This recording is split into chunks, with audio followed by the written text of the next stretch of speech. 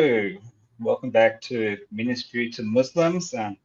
I'm Brother Terence, and tonight we have a special seminar from the Our Strong Tower that happened in California last week.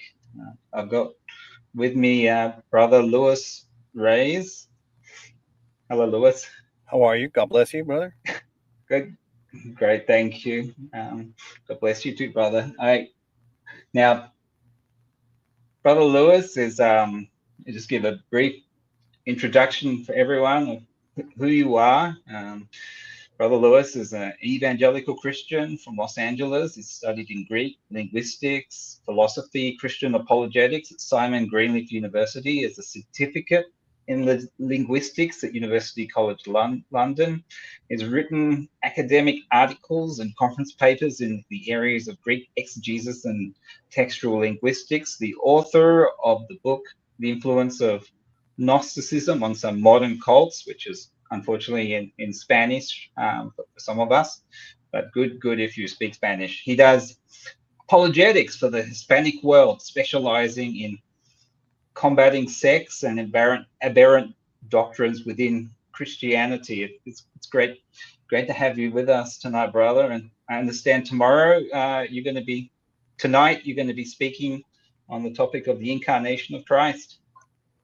Yes, sir. And I'm looking forward to it. Thank you for having me here, brother. Yeah. Great to have you. And just before we start, just a question. How did you get into apologetics? What drew you in the beginning? Well, I got into apologetics when Jehovah's Witness knocked on my door one time, and I had no response, and I did not know what to respond to him, and that started uh, the search for answers to be able to defend my faith. And little by little, just doors began opening, and I started meeting all these people that were kind of involved in what I'm doing, and it spread. So I did it for many years in the English world. I think I've been doing it for 35 years. But I saw there was a need in the Spanish community, Spanish speaking community. So I started working on my Spanish. so, so that's kind of where I'm going right now. I'm kind of all over the place now. Right, absolutely. Praise God. Yeah. Okay. Well, great to have you here tonight, and yeah, I'll give it over to you. Sounds good. How do we get this PowerPoint up there? There we go. There you go. Okay. So uh, there's a lot of cults have a lot of similarities, especially when we're dealing with the issue of the deity of Christ or the idea of the pre-existence of the Son of God.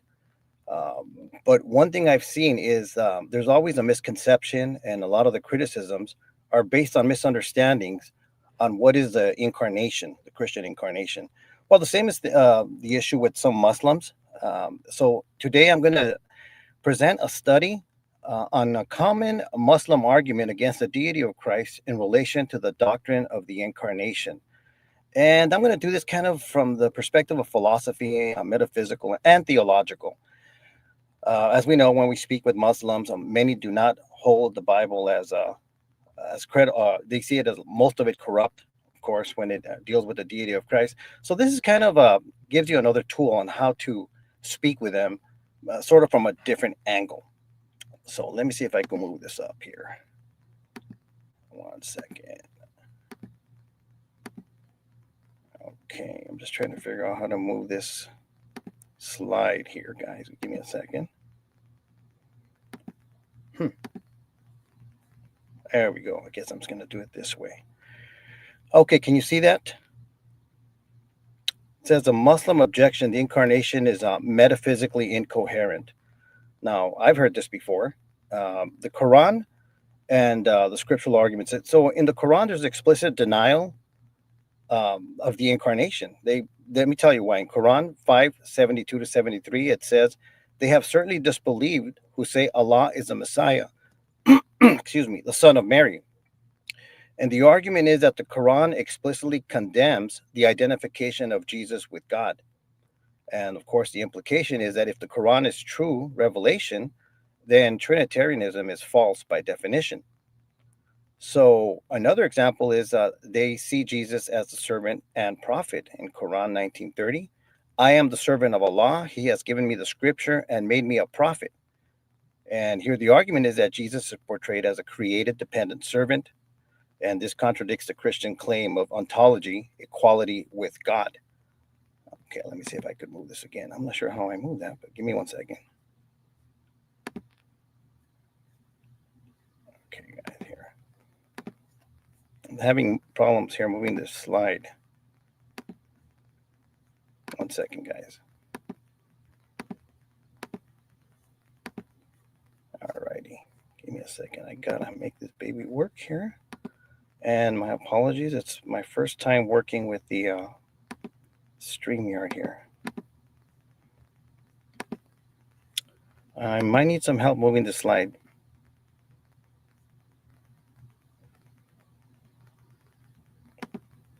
Because it's not progressing here.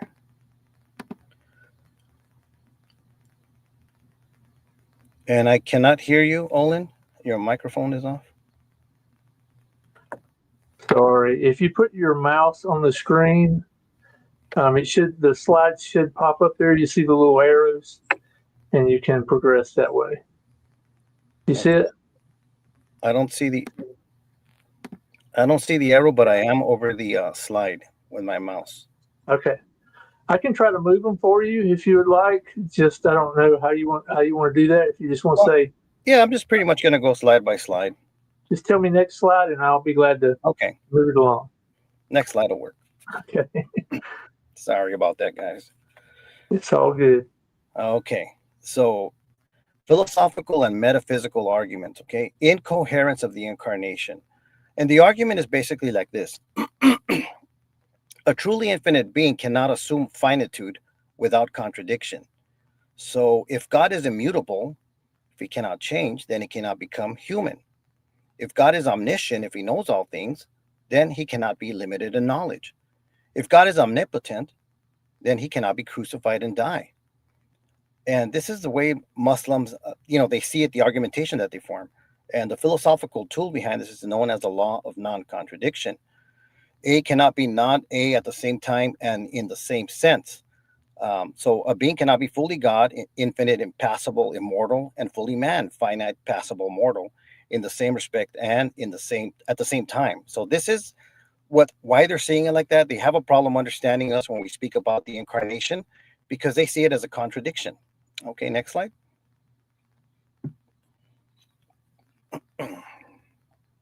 Okay. Oh, go one back. There you go. They see it as a violation of divine simplicity. In Islam, Tawhid refers to the core concept of Islam, emphasizing that God is one, indivisible, and has no partners or equals. And this belief is the foundation of Islamic faith and practice. The argument is that the doctrine of the incarnation introduces composition in the divine nature, when they say divine and the human, which violates, as they see it, divine simplicity, which means no parts and no change. And for classical Muslim theologians like Al-Ghazali and Averroes, God must be absolutely simple and unchanging. Okay, so this is where it's going. When they see the incarnation as a change in the nature of God. So this is why it's important that we have this clear ourselves and that we explain it clearly for the Muslim friends. Go ahead, next slide, brother.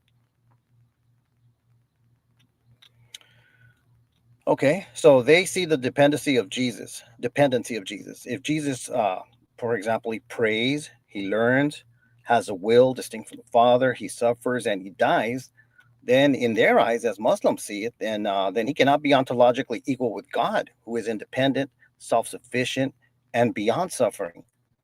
Okay, so just to get an idea of why they see a problem with this. Okay, next slide.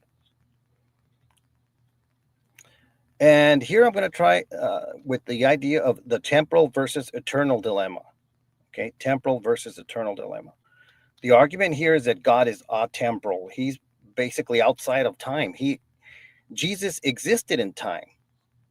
Okay, so God is atemporal, but Jesus existed in time. So if Jesus began to exist in time via the conception, then he cannot be the eternal God. And if Jesus is co-eternal with the Father, then how can he be born? These are just, again, ideas of, how Muslims, not only Muslims, but I've seen these arguments from many other people. They just have a hard time understanding the incarnation. And you know what?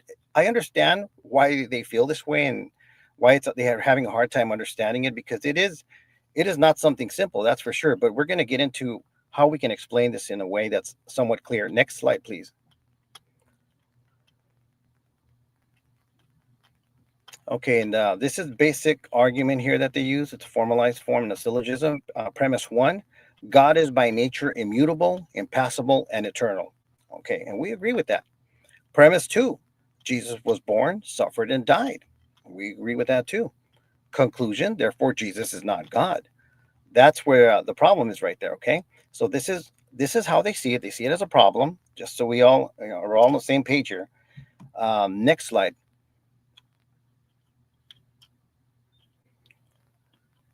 And the philosophical claim is that it is logically and metaphysically impossible for God to become man.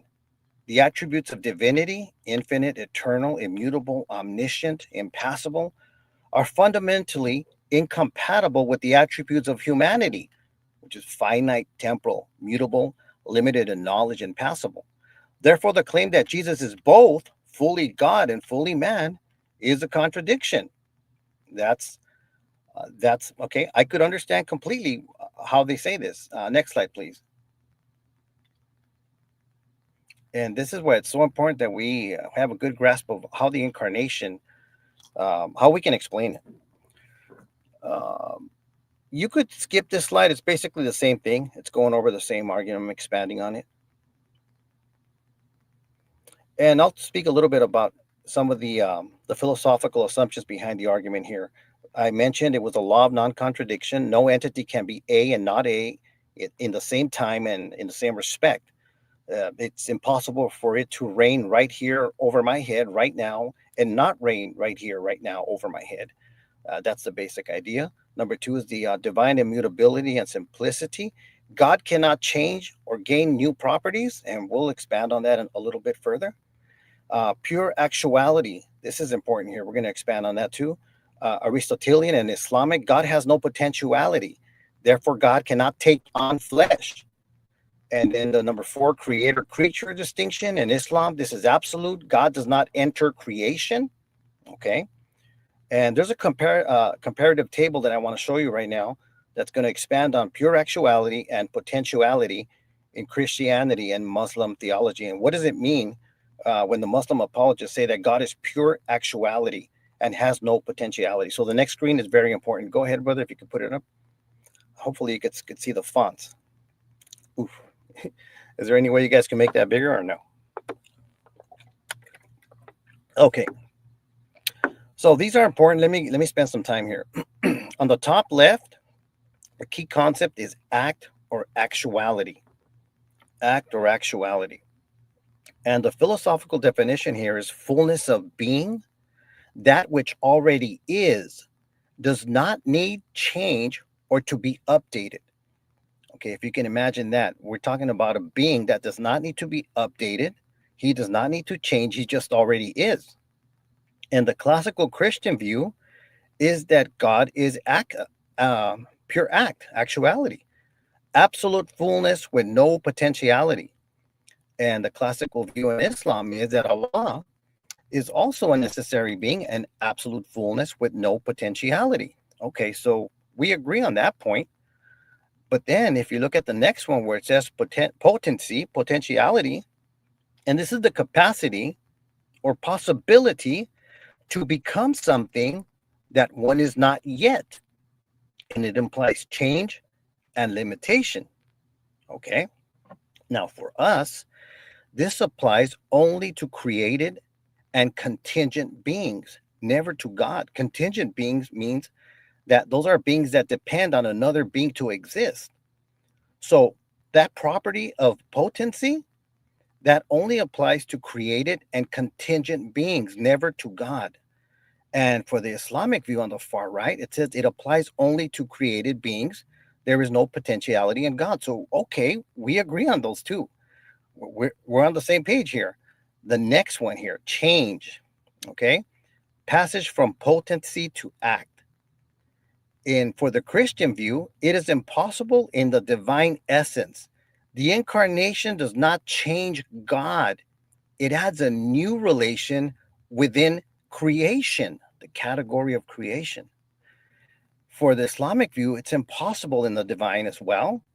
And for this reason, they deny that God can assume anything new like humanity. You see, this is where the problem is, why they cannot accept an incarnation. That right there, that's right on the dot right there.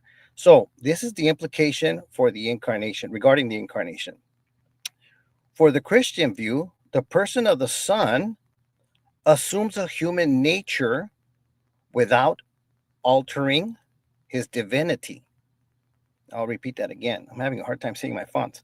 The person of the Son assumes a human nature without altering divinity. Okay. And for the Islamic view, they argue that any new relation would imply change. Therefore, they reject the incarnation. Okay, now look at this point here. Revelation in time and space. An eternal, immutable being enters into temporal and spatial relations with creation.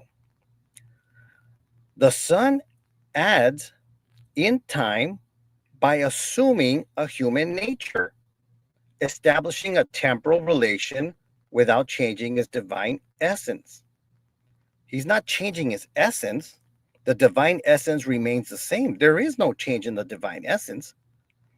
Remember that potency, it refers to contingent things, his humanity. In the far right, it says Allah reveals his eternal word at a specific time and places, establishing a temporal relation without changing his divine nature. Now, this is very important here. In Islam, it's believed that Allah reveals his word, and it was for several years. And when he reveals his word, Allah enters to reveal his word in time and space. Now, why is this important? Because even if I accept that Allah revealed his word at a certain point in time and space, that would not change his essential nature. And many of my Muslim friends would agree with that. They do not think Allah changed because he's pure actuality. So, in the same way, if Allah can enter and work in time and space when he revealed his word, and that will not alter his nature, then in the same way, the Son of God's nature, his divine nature, is not altered or changed when he manifests himself in time and space at the moment of the conception. So this is a point I wanted to bring up here, that if Allah can do this without changing his nature, then why can't the Son of God do this when he entered time and space? So, and then the logical implication is that, does this temporal relation violate, I should say, pure actuality? And for the Christian view, no.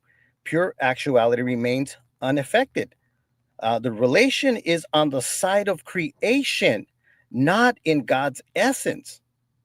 And also, for the Islamic view, when he reveals his word, no, pure act remains unaffected, even though Allah in time and space does not violate his pure actuality. So the philosophical consequence here is that there's a consistency of the argument here. Christianity consistently applies the principle to the incarnation. So by accepting of the temporal revelation, Islam implicitly provides the way that does not destroy pure actuality. Therefore, it's the same type of reasoning, and it's an argument that I've used before, and I think it's a pretty interesting argument. Can we move to the next slide?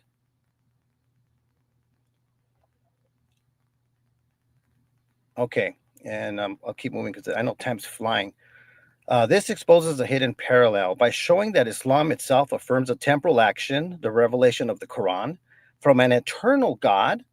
We demonstrate that temporal relations do not necessarily violate divine immutability or pure actuality. So this type of argument here, it uses their own framework. We argue from within the same metaphysical principles, pure act, no potentiality, and show that the same reasoning that they apply to defend divine immutability when it comes to revelation also applies to the incarnation.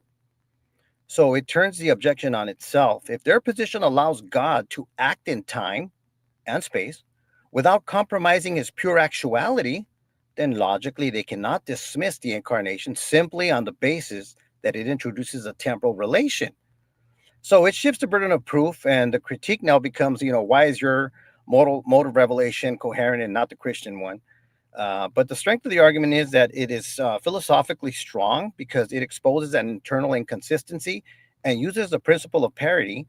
What they accept for revelation, they must therefore also allow for the incarnation, unless they want to just make ad hoc distinctions, at the moment. Okay, can we go to the next slide, please?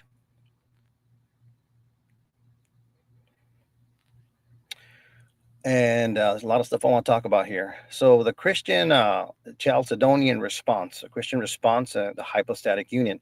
The Christian doctrine of the incarnation, the Council of Chalcedon at 451 AD, answers this via the hypostatic union.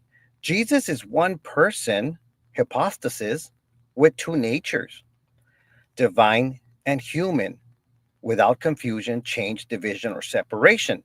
So this creates a qualified dual aspect. Next slide, please. All right. On the top left, we have attribute, and then we have divine nature according to divinity, and on the far right, human nature according to humanity. For example, here, the attribute is eternal. Divine nature, is it eternal? Yes. Is the human nature eternal? No. The human soul, body, began in time. Okay, is the divine nature, the attribute is omniscient? Yes. The human nature, no. In Jesus grew in wisdom and he didn't know everything. Impassible? Yes, God cannot suffer. Human nature, is it impassible? No, as a man, Jesus suffered on the cross. Is it immutable? The divine nature, yes, as a divine nature. How about the human nature? No, as a human, he developed and he aged and he died. So those two natures are very important. Thus, the contradiction is avoided by distinguishing the two natures within the one person. This is known as the communicatio idiomatum in Christology, where the properties are communicated to the person. And I'll expand a little bit on personhood in just a bit. Okay, next slide, please.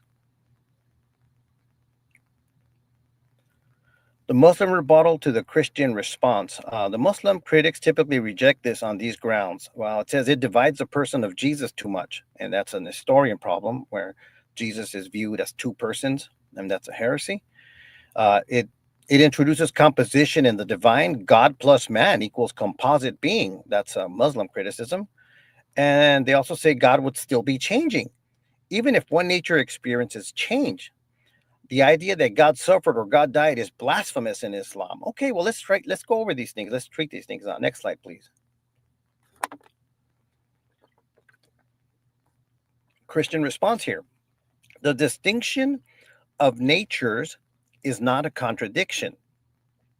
Contradictions only arise when one nature is said to have both contradictory attributes. But that's not what we're saying. Christians say, as man, Jesus died. As God, he did not. That is not a logical contradiction, but qualified predication. Also, another thing here to remember is that death is a biological feature. When someone dies, their body stops functioning, their heart stops pumping blood, lungs do not move the oxygen, etc. So death is a bodily function, but death can also apply to the person of the Son. How? Well, when a person dies, that is a disembodiment of his physical body. The soul, and I'll speak a little bit on the soul in just a bit, the person that personifies that soul disembodies and continues existing. So death is feeling the separation of the person from the body. So if you're going to refer to death in that sense, and you're asking me if the Son of God died, well, if you mean by that, did he experience the disembodiment, detaching from a human body, then I'll say, yeah, he did die. That does not mean that he stopped existing. that he was not conscious, and that he was not aware of what was going on. So death, we got to be careful how we define that. In one sense, death applies to the bodily, biological functions. In that sense, God did not die because God, the divine person, was existing before he had a body. So, and the body needs the person in order to exist. The person does not need the body. The person of the Son of God was existing before he incarnated. So the body is contingent. The person of the Son is not. All right. And well, pretty much I just went all everything here, what I just spoke about. I spoke about biological death. Okay, number 2, kenosis. God the Son emptied himself, not by ceasing to be divine, but by assuming human limitations in addition to divine attributes. God the Son emptied himself, not by ceasing to be divine. He didn't stop being God, but by assuming human limitations in addition to divine attributes. And person versus nature distinction. Jesus is one person, but this person subsists in 2 natures. The person is the subject. The natures are the modes of operation. And I'm not using modes as modalists would, but I'm just trying to express that there's 2 different natures here. Next slide, please.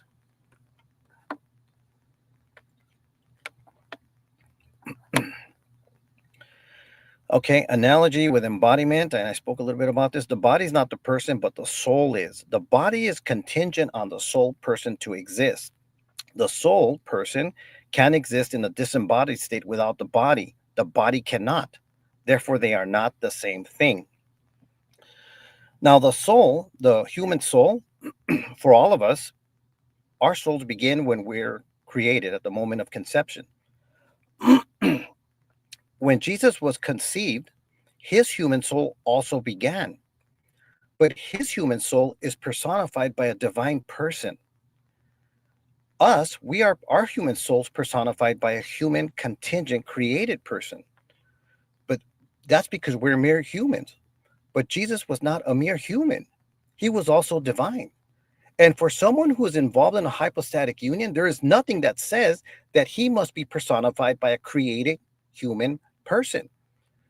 So this is what's known in theology as anipostasis and enipostasis, being personified or without being personified. So Jesus Christ, he had a human soul just like ours, except his soul's personified by a divine person. Our souls are personified by a created I, the conscious I in that soul. And this goes hand in hand with some of the findings of J.P. Moreland in his book, Body and Soul, and also Scott Reyes, I believe his last name is, where they describe the soul as having many faculties of the soul, the faculties of belief, desire, sensations, thoughts, etc. Well, one of those faculties is that faculty that is the I that's personified in that soul. So that's how I see the incarnation and how it is that the person of the Son of God personified a complete human soul. And so once again, a complete human soul is personified by a created finite person for someone who's merely human. But for someone who's not merely human and also divine, involved in a hypostatic union, that person, that human soul, I should say, is personified by a divine person. And that is the person of the Son of God. Okay. The divine person of the Son united to a human nature without altering his divine essence. That's very important right there. Let me read that again, because this is relevant to what we're talking about with the Muslim friends. The divine person of the Son united to a human nature without altering his divine essence. So we're not violating anything here with the impassibility of God. The human body and human nature of the Son is contingent on the divine person of the Son for its existence, animation, and personification. I spoke about that. Technically, the divine person of the Son can exist without his human nature, as he did before the incarnation, but is now permanently united due to the hypostatic union. The divine person is immutable and has always been immutable. So that's important. The human nature cannot exist without the divine person personifying that human nature. The divine person and his divine nature can exist without a human body. as he did before the incarnation. Therefore, when something is changing, it is not the divine person that is changing or his divine nature. It is his human nature that changes. So the criticism of impassibility and those other problems that we described does not apply. Go ahead, please, brother, the next section, the next screen. Okay. The Son is eternally divine person. This is important. The diagram incarnation of figure 1. The Christian doctrine of the incarnation, Chalcedon 451, answered this via the hypostatic union. Jesus is one person with two natures, divine and human, without confusion, change, or separation. This creates a qualified dual aspect. Go ahead, brother, the next screen. Okay, this is very important, guys. So let's look at this here. I call it figure 1 here. Okay. On the screen here, we have a line 1. Notice that line 1 has the arrows pointing in both directions. Line 1 represents a divine person, an eternal divine person. Section A represents the time before the incarnation, the moment of the incarnation before. X represents the moment of the incarnation, and B represents the moment after the incarnation. Line 2, notice how the arrow it only points one way, because in line 2, that began to exist at the moment of the incarnation, and that's at the moment of X. In line 2, you will find everything that is finite, human, and created. His body, his human soul, his whole human nature began to exist in line 2. But the person who personifies everything in line 2 is the same divine person in line 1. From the moment of X, that person now has two natures. One of those natures is contingent, and that is the nature of line 2. That nature depends entirely on the existence of the person of line 1. And the person of line 1 does not need line 2 to exist, but he did it because he became incarnate. Okay, next slide, please. I think it's pretty much what I was just describing here.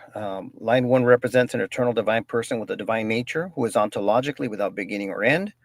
In line 1, X represents the moment of the incarnation. Line 2 represents human nature, and X represents the beginning of his human nature. In line 1, A represents the existence of the eternal person before X, the moment of the incarnation, while B, also on line 1, represents the continued eternal existence of the same divine person after X, the moment of the incarnation. In line 2, X represents the beginning of a complete human nature, not the beginning of a created human person, as would be the case for anyone at conception who is merely human like you and I, and not in a hypostatic union of two natures. In line 2, the person that personifies that created human soul is personified by the divine person of line 1, beginning at the moment of X.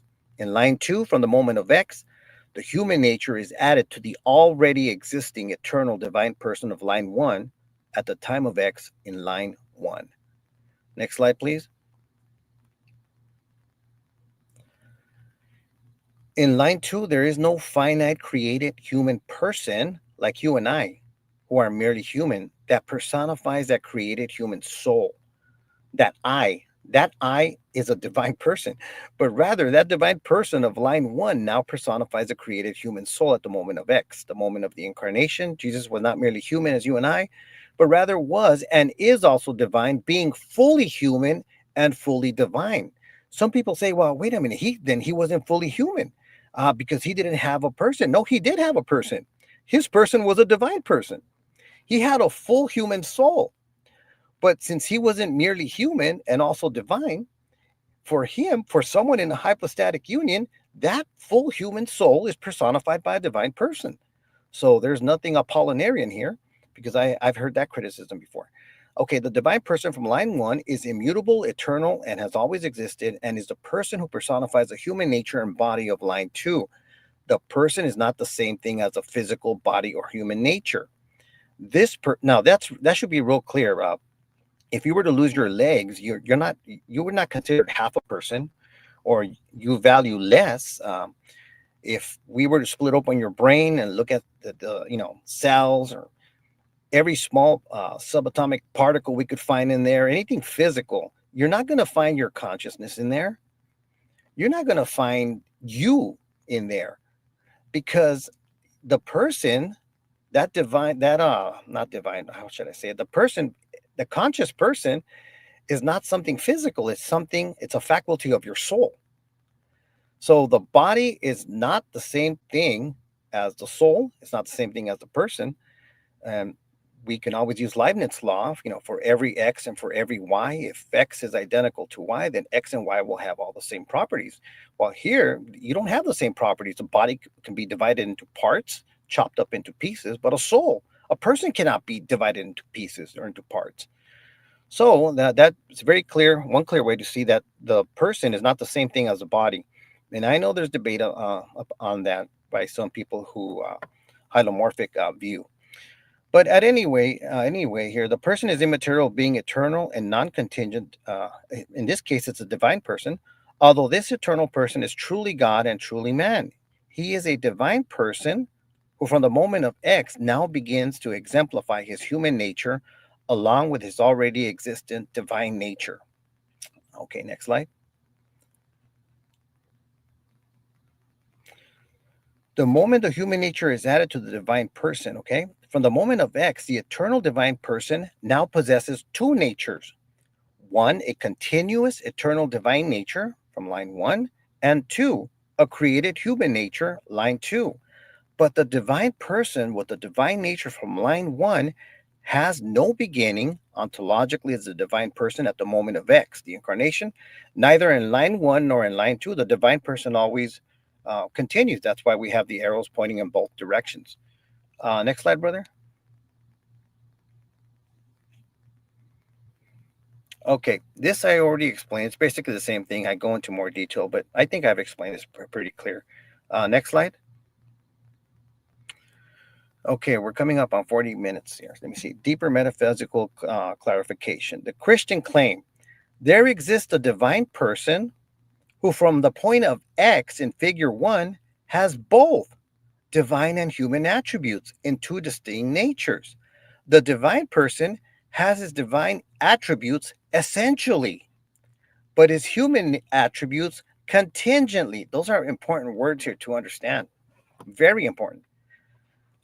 The divine person has his divine attributes, omniscience, omnipotence, etc., essentially, but his human attributes are contingent. So the Muslim claims it is impossible for a being to be simultaneous, have both divine and human properties. That's the Muslim claim. Yes, it is.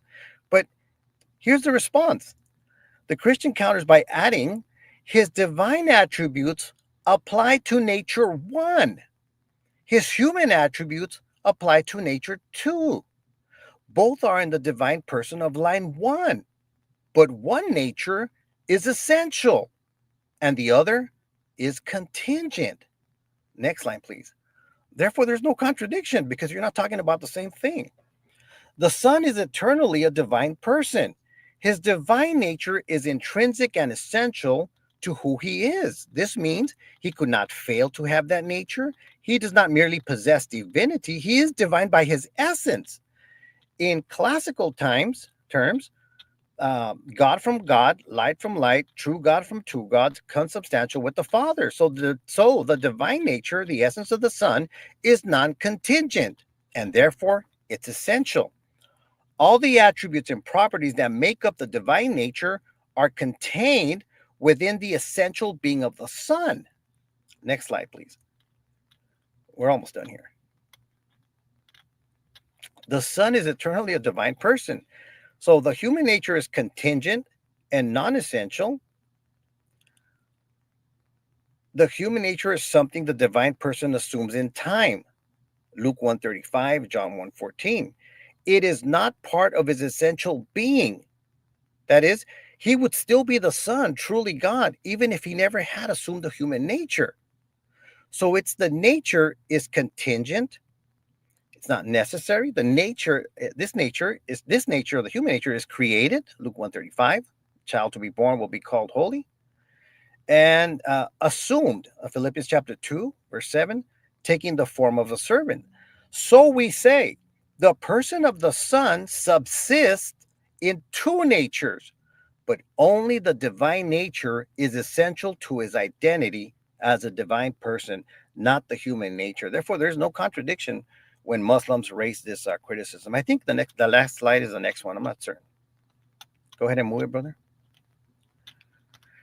Okay, summary. Muslims can say God cannot change, die, or suffer. Christian response is, well, Jesus in his human nature experienced these, not as God in his divine nature. Okay, infinite and finite cannot coexist. That's what the Muslim says, but they do not coexist in the same nature. That's the Muslim error. They think it's in the same nature. No, Jesus has two distinct natures. So, and the Muslim says composite being implies God has parts, but the unity is personal, not ontological mixing of the natures. So, Muslims claim metaphysical contradiction. No, it's only apparent. It's avoided by the hypostatic union and the nature-person distinction. And that concludes, I think. Can we go to the next slide? Okay, I'll just read this one real quick. The principle, simplicity, God has no internal distinction. The Islamic view, the Christian view, well, God is simple in essence, but includes eternal relations of persons. Immutability, God cannot change or gain new properties. Well, the incarnation is not a change in divinity, but assumption of a human nature. So you see, that one's important. Immutability, the Islamic view is that God cannot change or gain new properties. Okay, well, I agree. But the incarnation is not a change in divinity, but the assumption of a human nature. And timelessness, God does not enter time. That's the Islamic view. But God the Son assumes humanity in time, but divine nature remains eternal. And the Muslim says there's no composition, no joining of God and body, but the divine person assumes a human nature, not a body added to God's essence. So as long as you keep in mind that there's a distinction of natures here, I think that we would be okay in answering our Muslim friends. Last slide, I think it is, brother. Okay, we could skip this part. I pretty much went over all of these things. And the next slide.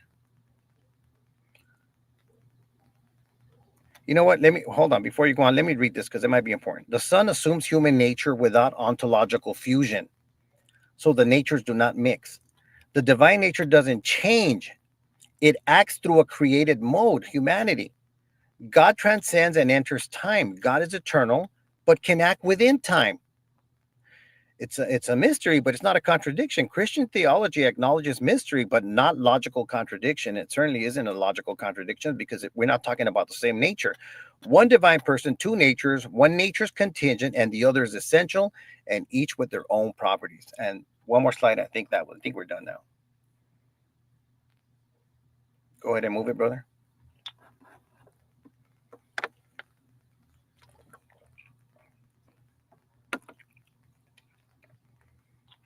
Cannot hear you, brother. That's all you got, brother. That's it. That's it. Yes, sir.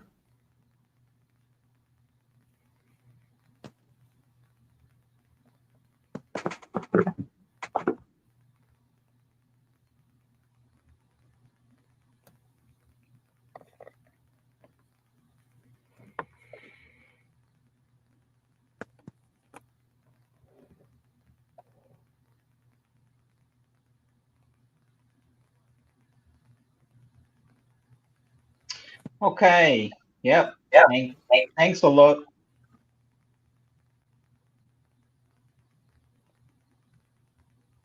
I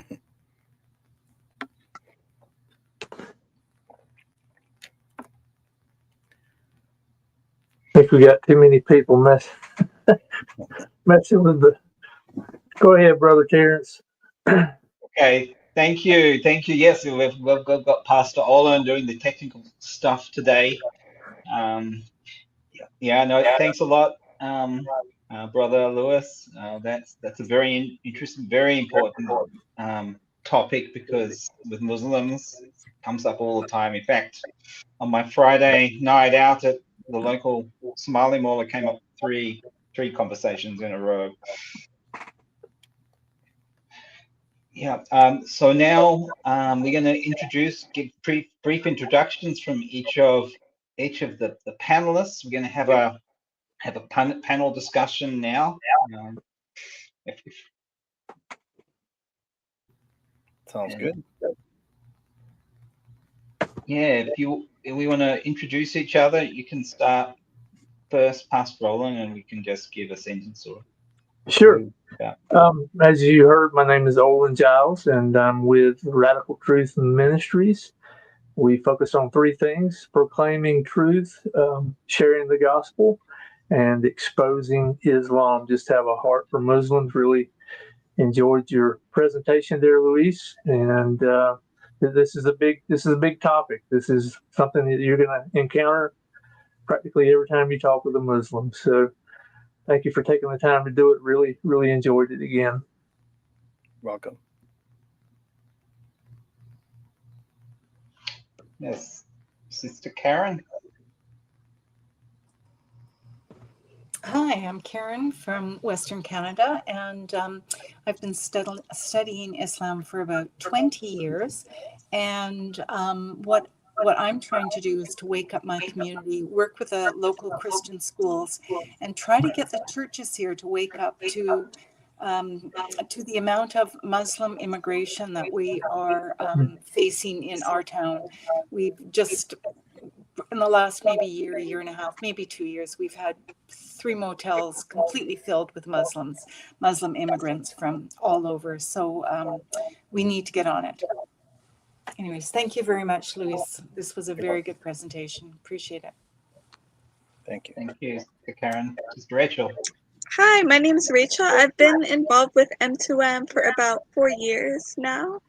And yeah, great teaching. I really like the comparison with the kind of their idea of the Quran coming down is really similar. So it's like a point we can definitely connect with them, and hopefully will make the Incarnation more understandable to them. Yeah. My name is Alyssa, and I love the people of the Middle East, and they're just wonderful people. And because of that, I really want them to know the truth about the biblical Jesus and to really come into an understanding, and so that they are free to choose with the right representation of Christ. And also one of my passions is to equip the Christians to know how to have good conversation with Muslims, because they ask good questions and we need good answers to have good dialogue. But I love the people in the Islamic world. And yeah, I just want to see them to know the biblical Jesus. Amen. Yeah. Okay. Thank you for your introductions. Yeah. I tend to think of incarnation in fairly simplistic terms. Just the idea of God coming down, which is a question I asked that 3 times on my Friday night. Do you believe that the God of the universe, the infinite, can come into his creations and speak as to you in a personal way? That there's obviously a lot of technical aspects to the incarnation, which shouldn't be surprising for an infinite God. Panel, do you have just some questions or some thoughts on the topic? Yeah, Lewis, I would just like to ask you, you're on the street, you're sharing the gospel with somebody. What's your 30-second to a minute explanation to help them to understand the incarnation? Because obviously you can't go through a full slide deck. What's your go-to explanation with when you're on the street evangelizing? That's a good question. I remember back at Simon Greenleaf School of Christian Apologetics, the first thing we do is put them in the apologetic scale. Where are they at in that scale? Are these a very technical person that I'm going to have to spend a lot of time on? Or is this guy just like at the edge of the cliff? He's ready to come over. All he needs is a little push. Where is he at? So I need to determine where he's at. So our first priority is to try to present the gospel. apologetics is only used if there's an obstacle that comes in the way. There is no need to, this is how smart I am and how dumb you are. It's not about that. That's not Christian. My only concern is, how do I get them to Jesus? That's it. All the other stuff, well, if I need it, I'll pull it out, but I won't even mention any of that. So I'll ask him straight out, hey, do you think if you were to die today, do you think that you will go to see Jesus? What do you think? So I'll try to fill them out and see where they're at. Where are they at in the apologetic scale? Let me give you an example. I was witnessing on the street one time to a Jehovah's Witness, and this guy was in a wheelchair, and I just said, "Hey, you're out here. You're spreading the gospel." He says, "Oh yes, we're Jehovah's Witnesses." Oh, okay. Well, what gospel is it? I went into what the gospel was, and you know what happened? This gentleman was dying of cancer. He was stage 4 cancer, and I told him. And then the other witnesses across the street, they saw me talking to him, and they immediately came over here because they want to help him. So I told him, "Hey, do you want to be certain that when you die, you're going to go see Jesus? Do you want that? You want that certainty?" And he started crying. See, I didn't know where he was at. Usually I'll argue with Jehovah's Witnesses for hours sometimes, but this guy, he was just ready to go. And he started crying. And he says, "Look, man, just open your heart to Jesus and say, Lord, forgive me for all my 6 sins. I'm sorry for being an idiot. I believe in you. Please save me. And I want to be with you when I die." Just like that. Put your faith in Jesus. And he did. He prayed. And he asked Jesus to forgive him. And he was crying. And the other guys were furious, the elders. But my point here is that I didn't know that gentleman was at that point. We don't know. So we need to fill out where they're at. You may be that one person that says the final thing that gets this gentleman to change. Or you may be just one person who fires a BB at a tank, but eventually that tank's going to break down, because there's other brothers and sisters out there that are presenting the gospel and you don't know who they are.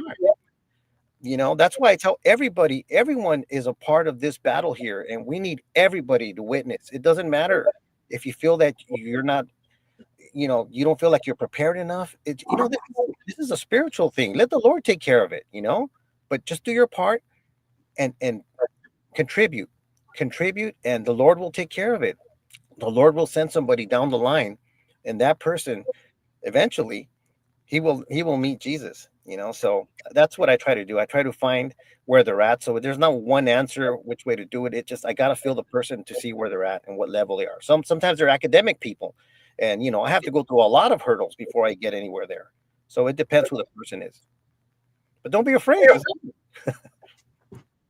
Thank you, Lewis. Mm-hmm. Hey, Rachel, you can only be with us a short while. How does this material relate to your experiences in talking about the Incarnation with Muslims? Well, I really like the comparison that he drew between the Incarnation and the idea that they have of how the Quran is revealed, and how it's God's or Allah's eternal speech, but yet it was revealed in time and space. So I think that's a really helpful and quick analogy, and how you said it puts it evens the playing field and kind of gets them to think about something maybe they haven't considered. Mm-hmm. So yeah, I really like that. I do have one question. So if a personhood and a soul is different, how you said, so as humans we have a soul, but our personhood is different than that. How you said that when the divine person was incarnated, he also took on a human soul, but that human soul is not the same as his person. That's a good question. Okay, so usually when someone refers to a human soul, they refer to the person.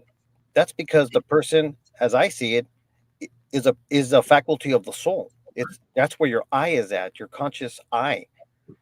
And we have a person. Our soul is our person because it's part of your soul. It's a faculty of your soul. But Jesus was not a created human person. He was a divine person that took upon a full human nature. So if Jesus did not incarnate, Then that's a question. Would he have been just like a normal person? And probably so. But since he was a divine person that pre-existed, his human nature is modified by a different battery. It's by a divine person. So I recommend that you read J.P. Moreland's book, Body and Soul.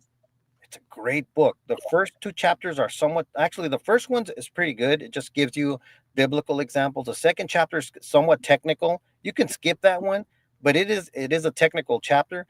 When you read chapters 3, I think it is, and 4, you start seeing how he sees the soul. Now, mind you, some of these ideas are my development too, from what I've studied from J.P. Moreland and other people who are substance dualists. The person, our person is distinct from our body. But I'm still working it out myself. Okay, I'm still working it out, but I do see this framework as it being helpful. You know, Hope that helps. One more thing I wanted to say.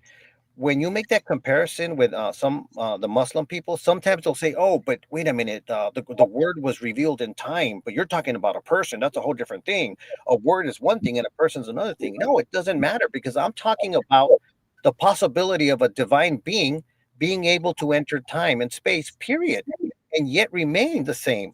That's my point. It's a conceptual point. It does nothing to affect his ontology. Whether just because one is a word and the other one is a person, that changes nothing. So just you might run into that. Thank you so much. You're welcome.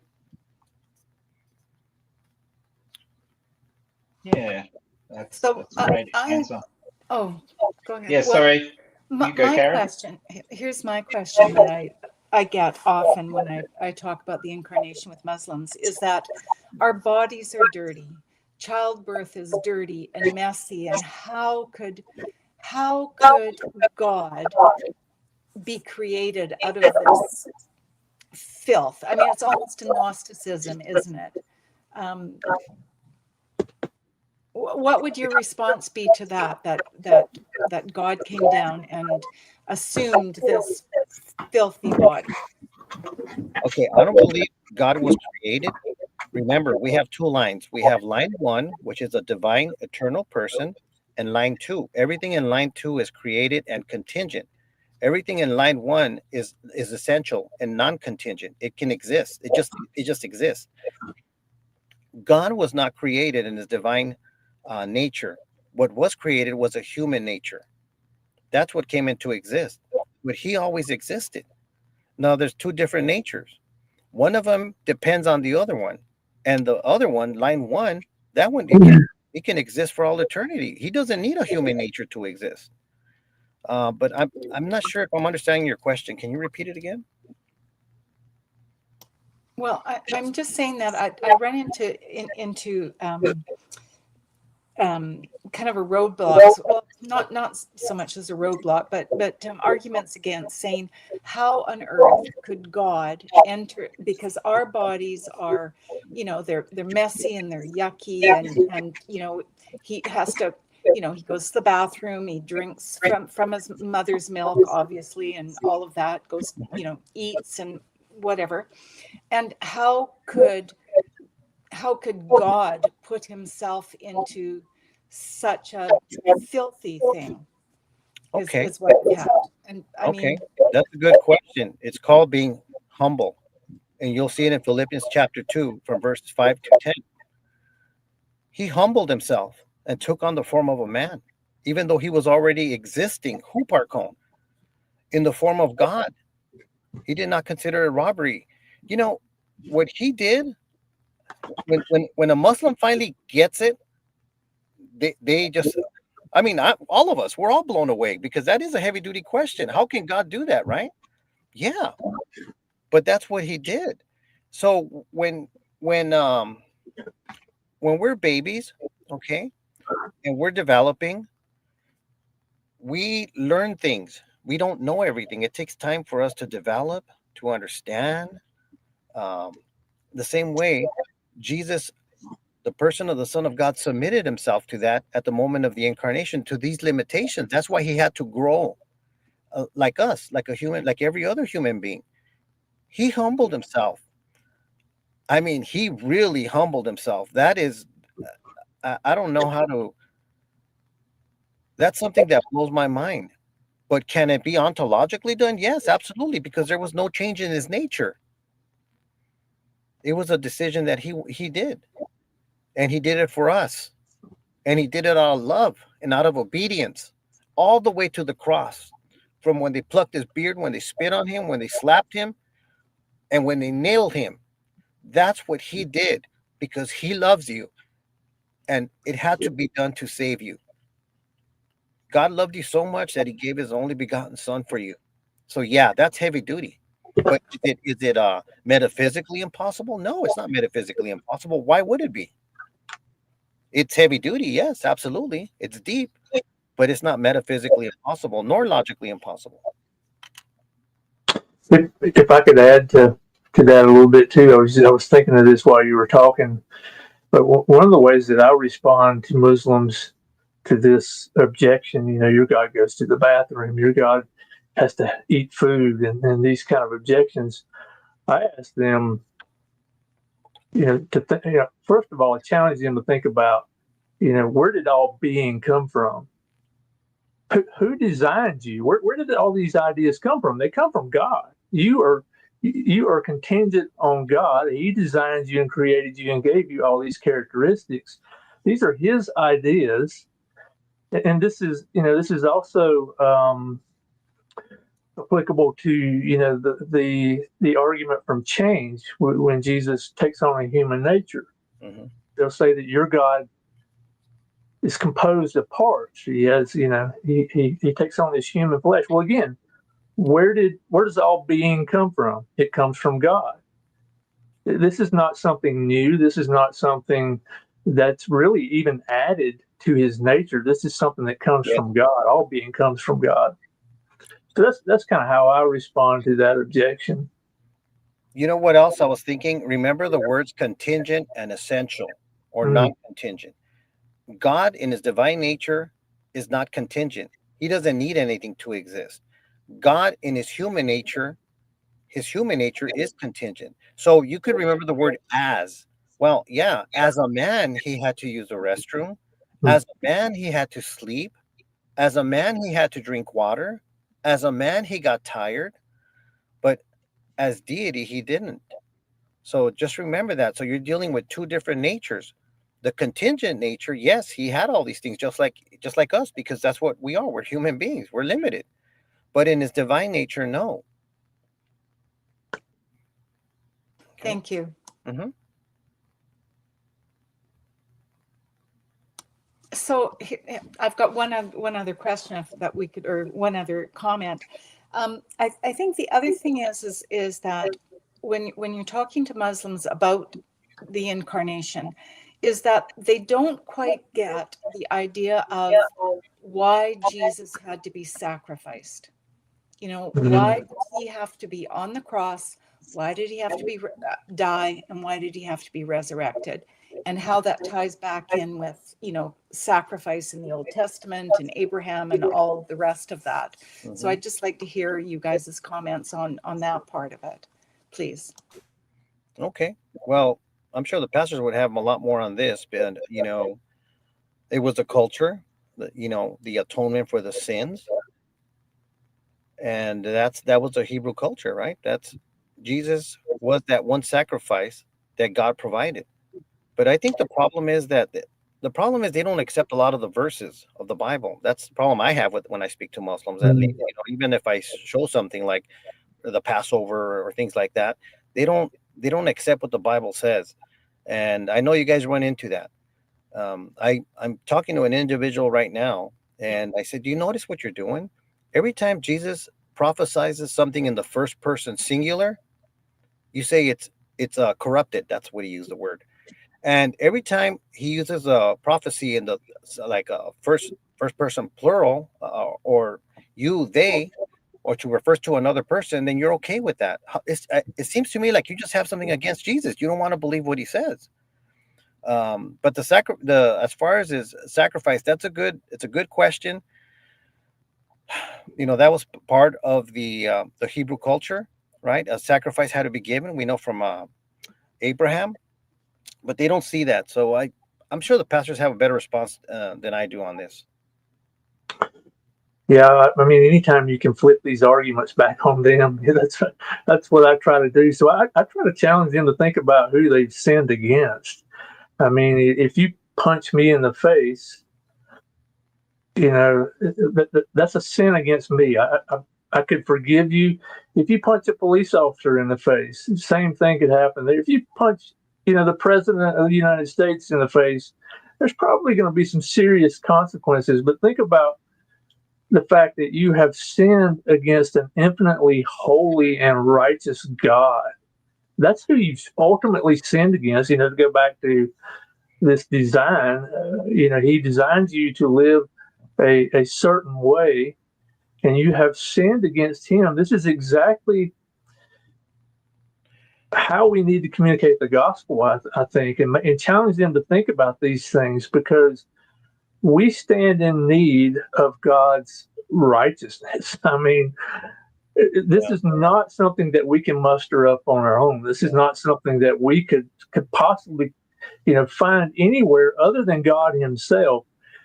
And the Bible tells us, 2 Corinthians 5:21, that God made him, that is Jesus Christ. God made him who knew no sin to be sin on our behalf, that we might become the righteousness of God in him. He, as the God man, he's the only one who can impute God's righteousness to us. And this idea of double imputation, the great exchange, right? I mean, he takes our sins are imputed to him, and God's infinite and holy righteousness is imputed to us.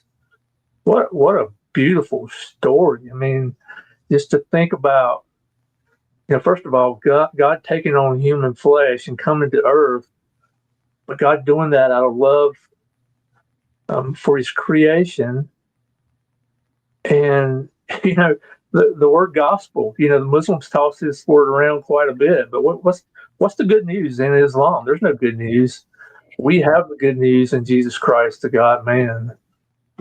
Yeah. You know what, Karen? I also wanted to add, if you could research animal sacrifices and how they were done yearly, and then compare that with Hebrews, how Jesus did it once and for all, and he's our ongoing mediator.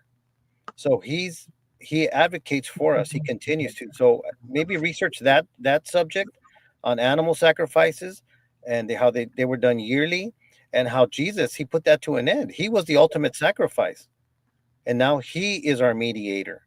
So once and for all, that's a phrase that's coming to my head right now. Once and for all, he died. Yeah. I think one of the problems that I've encountered is the concept of sin is so very different. And so they will say, oh, I really haven't sinned. And it doesn't, even if I've done some things wrong, that isn't sin. So, and I've talked to several people, like they just don't have the same concept of sin as we do when we go talk to them. And they'll say all the prophets were sinless. They're mostly sinless because they haven't committed a big sin. But sometimes when you shift the language to talk about you've shamed God, that hits a little bit different. Because they have the shame honor culture versus the sin guilt culture of the West. And so what is the solution if you've brought shame to God? And we know that sacrifice is oftentimes the solution for that. So I think sometimes we have to get down and ask him, what do you think sin is? Because when I've been talking to people, their concept of sin is just extremely different than our concept of sin. And so they don't need a sacrifice because little sins don't make them sinners.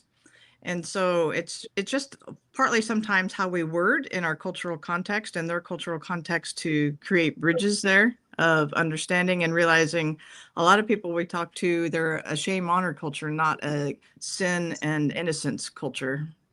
That's a very, very good point. Have you ever heard the word equivocation? Equivocation. Right. So that's a logical fallacy where somebody uses the same word you're using, but they mean something totally different, or they mean something else, or they change it on you. So when you're dealing with anybody, whether it's cults or other religions, do not assume that because they're using the same words you are using, that they mean the same thing you mean. That's a very big one. I speak to one as Pentecostals, for example. Oh, do you believe that Jesus is the Son of God? Oh, of course. Really? You believe he's the person of the Son of God? Oh. Well, Son of God to them is just a body. So you have to define terms so that, especially the word sin, because they do not see sin as something that needs to be um, like a sin against God in the same way you do, where you need redemption. They don't see it that way. So you need to ask them what they mean. Because when I tell them, well, Jesus was sinless, and Muhammad, I'm speaking Spanish, Muhammad, he asked for forgiveness for his sins.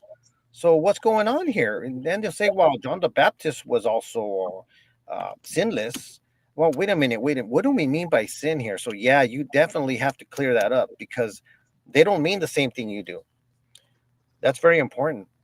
Uh, even I pretty much try to have them define every word, even the word like false prophet. What does that mean to you?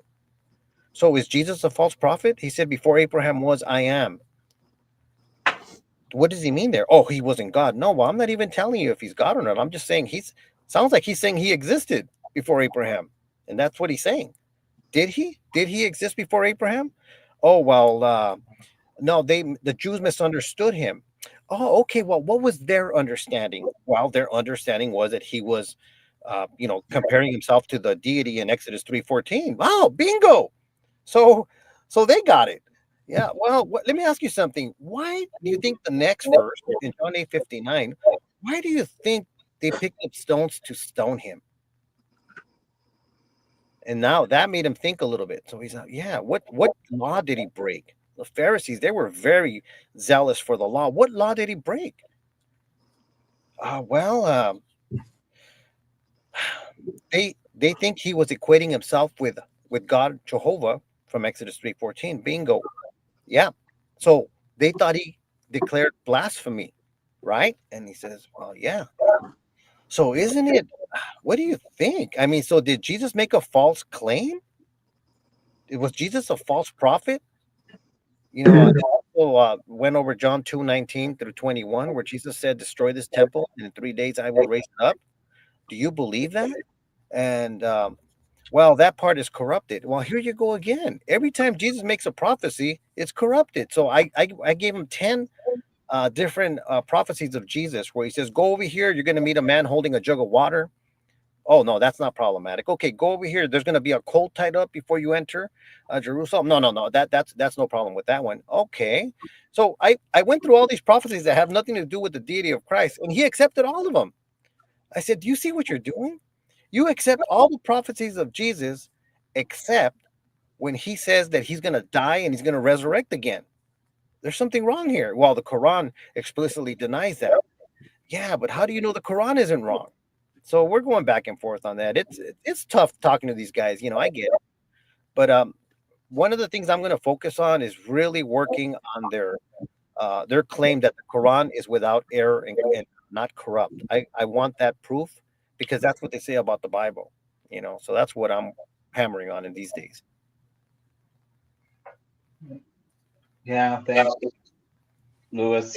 There are a lot of few topics here that are really important for talking to Muslims about sin and really giving a clear presentation of the gospel. No one else is going to give a presentation of the gospel in this world. We have to do it. And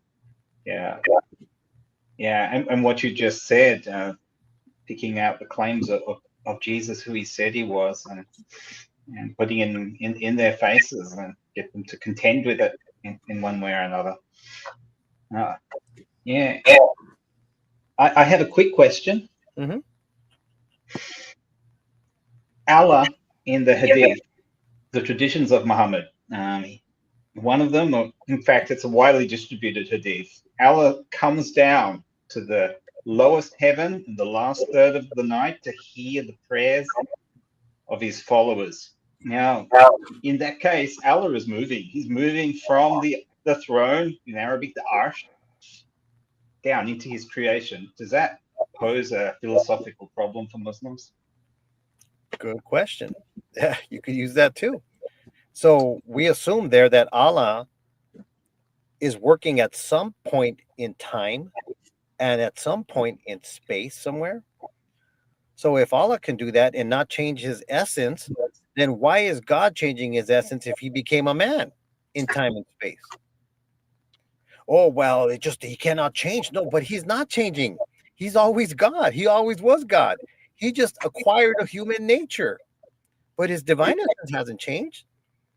It's consistently the same. There is no change.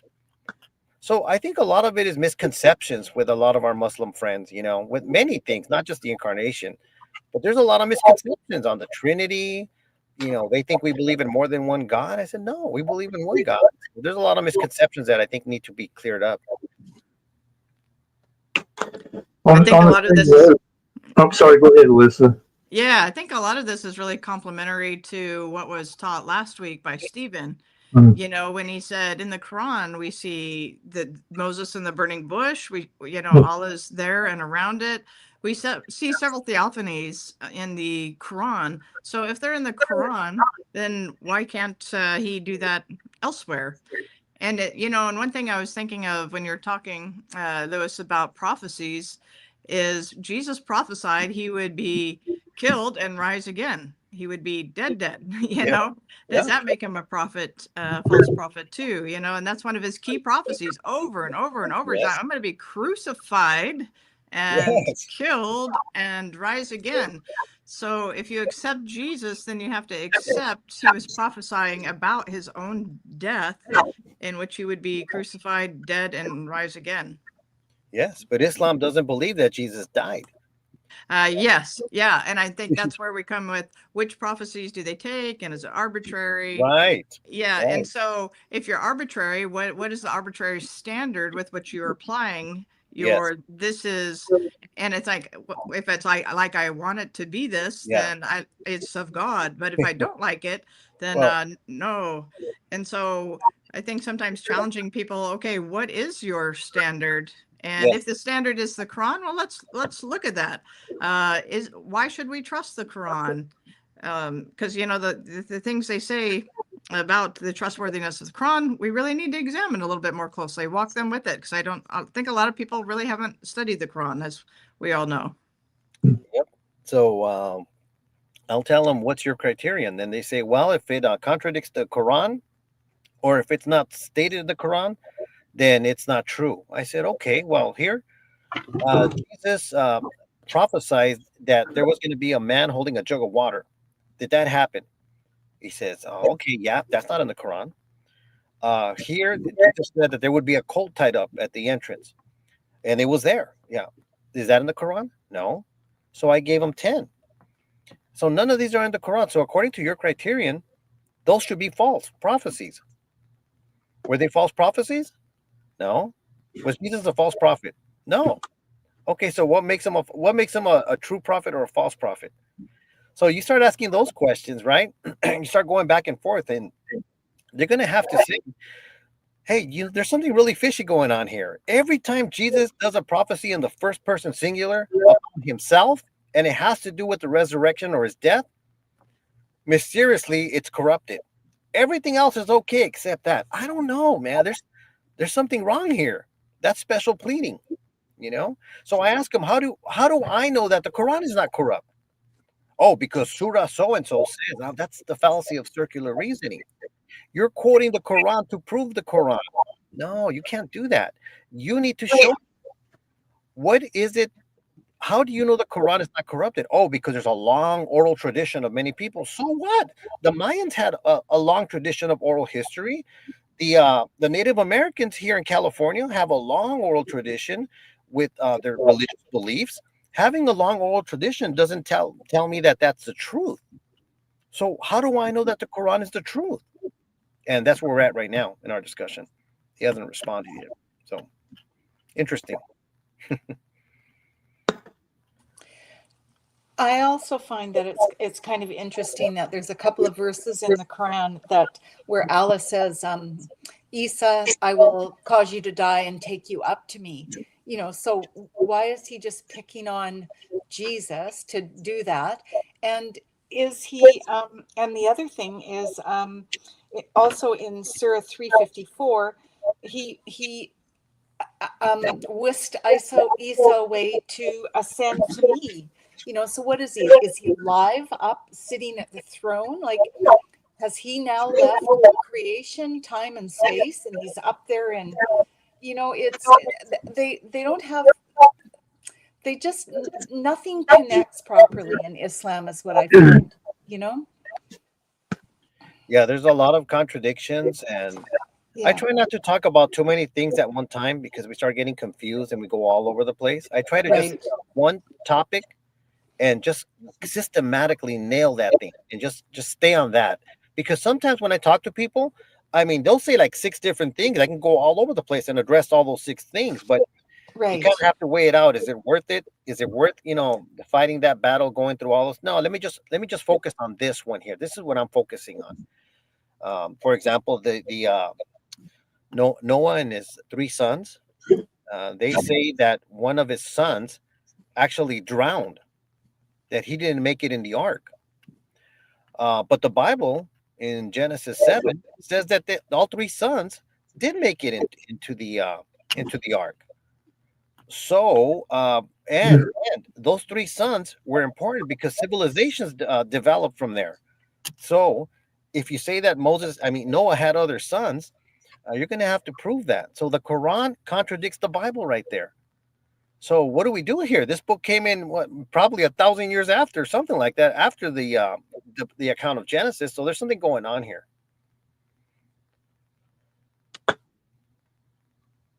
Luis, you alluded to, or you may have even mentioned John 8 earlier, where Jesus says, "Before Abraham was born, I am."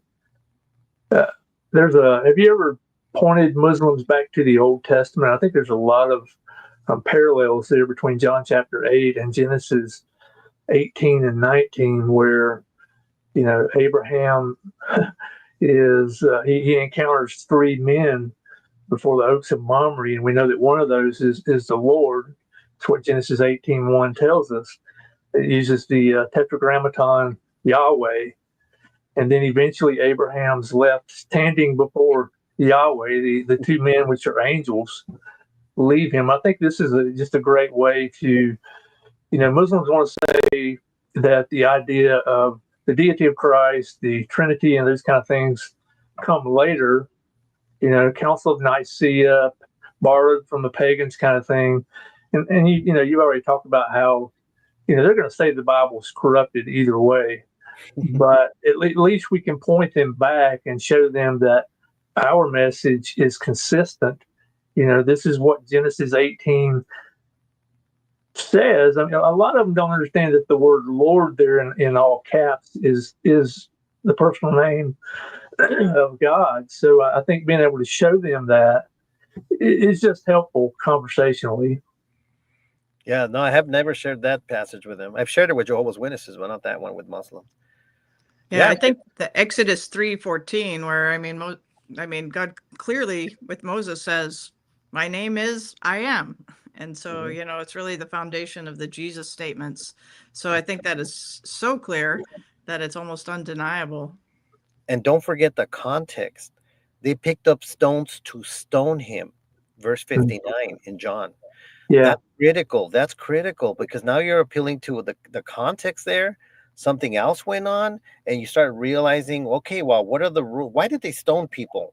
Okay, adultery, murder. They have different reasons, and one of them was blasphemy. So if he said he existed before Abraham, now okay, then maybe they thought he was crazy, but you don't stone people for being crazy. I think the verse is really clear. It says, "We're stoning you for blasphemy because you, a mere man, claim to be God." I mean, how much more clear can it possibly get? You know what you could do? Which I've done. I've connected it with the text when they arrested Jesus, when Judas betrayed him and he kissed him, and Jesus said, "Who are you looking for?" "We're looking for Jesus." "That's me." He said, "I am he." And when he said, "I am," the soldiers fell back to the ground. Mr. Muslim, yeah, why did those guys fall down when do we know why do you think they fell down? And he got quiet. He said, well, yeah. Well, I mean, let's read it here. What did he say? He just said, I am he. And they fell. And he said, oh, it's because Allah revealed his authority, his great authority through him. I'm like, where do you get that from? You know? So I don't know. I mean, just something to think about. He wanted to stone him. He said, before Abraham was, I am, which, by the way, you don't think he pre-existed. And he's saying he did. Who am I going to believe? So one of the things I'm doing is trying to just find places that even the Quran says things that may support what we're saying, But it takes a lot of work and a lot of time. But you just got to have some kind of have a plan of what you're going to talk about. Our plan is to get the gospel to them, right? That's number one. We want to get the gospel to them. And then there's different ways of doing it. Like, let's say you could talk about a particular subject and then get to that, You just got to think of which one. And there's so many different ways. Anthony Rogers has a great talk on this, John, chapter 8 in Genesis 18. If you to go back to John chapter 8, Jesus tells the Jews there, he says, they're trying to kill him basically, and he says, this Abraham did not do. And again, there are a lot of parallels between Genesis 18 and what's going on there in John chapter 8. Yeah. So Jesus is claiming he's claiming that Abraham did not try to kill him, and they go on to say, you are not yet 50 years old. You've seen Abraham. Mm-hmm. So this is, and another reason why I like to take them back to this Genesis 18 passage is because you can naturally progress to Genesis 19 and show them two persons in the Old Testament. You have Yahweh on earth, raining fire and brimstone out of heaven from Yahweh in heaven on Sodom and Gomorrah. You have one Yahweh, but two persons carrying out this act. And just a great way to shut them down. I love this argument, and there's a lot more that could be said as far as the parallels go, but and you can always connect Exodus 3, the Hebrew word there, the Hebrew that's used, that's connected to the Tetragrammaton, Yahweh. I mean, you can always make that connection by using those passages. So I don't know. That's just what I like to do, and love listening to Anthony Rogers. And he I'll just go ahead and tell you that's where I got all that from. Cool. Good. One of the things that I would like to see a bit more is our churches doing presentations like what you've done, Luis. I think it would be good. Lots of people don't quite understand. They don't understand the Trinity fully. Of course, the Incarnation is so important. So many things that we just need, rather than Jesus's love and let's go and help, and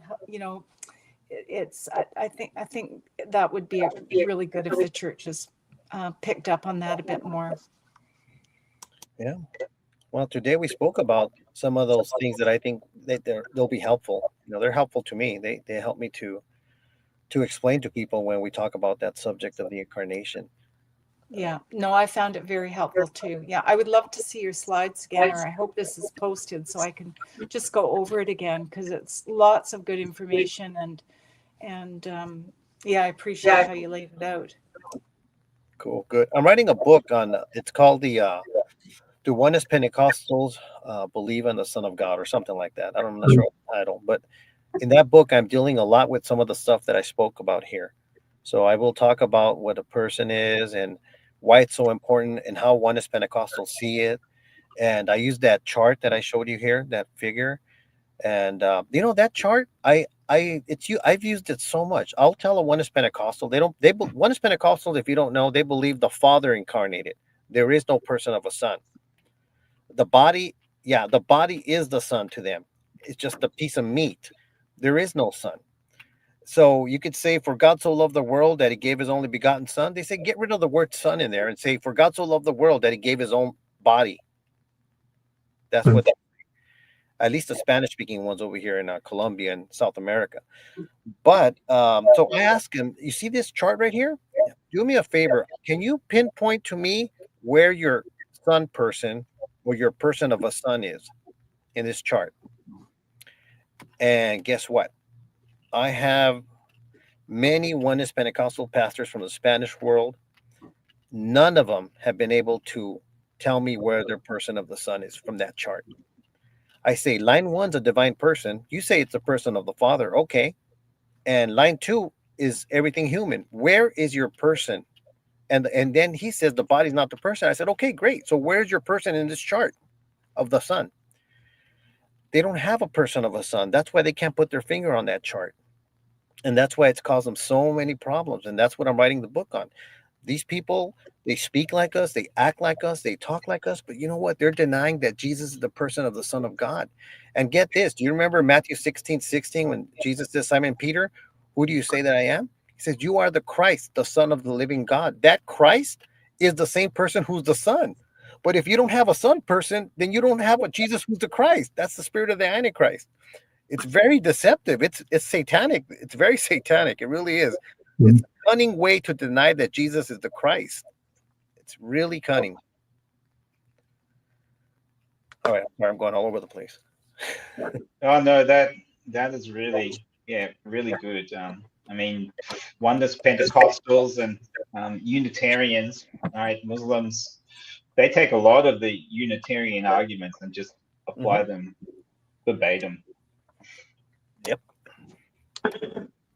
Luis, I just want to say too, I really appreciate what you had to say about, and I've said this myself quite a bit. It was just good to hear it from somebody else.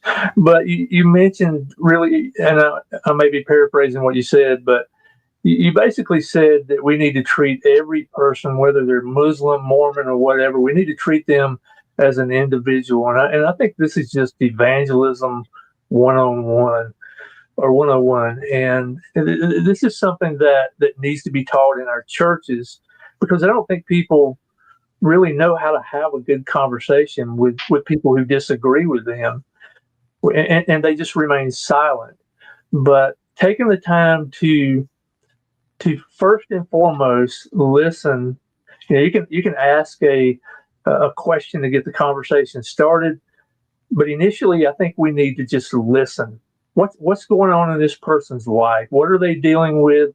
What are they struggling with? This person may be ready to come to Christ right now, or they may have 4 or 5 objections, and we need to figure out where they're at spiritually. I think you said that, and it reminded me of the parable of the sower.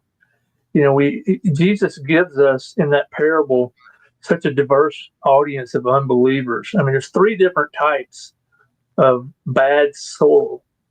And he tells us at the beginning that these are people who do not understand.